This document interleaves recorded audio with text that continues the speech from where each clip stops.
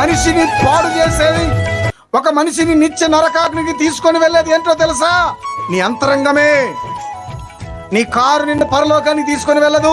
Car వలన నీవు సమాధానంగా ఉండలేవు. నీ ఆస్తి నీకు నెమ్మది కలిగించదు. నీ ఉద్యోగం నీకు నెమ్మది కలిగించదు. నీకు నాకు నెమ్మది కలిగించేది ఏంటంటే మన అంతరంగమే. అందుకే యేసు ప్రభు శిష్యులను చూసి, పరిసయ్యులారా, వేషధారులారా, సర్ప సంతానమా, రాబో ఉగ్రత నుండి మిమ్మల్ని తప్పించు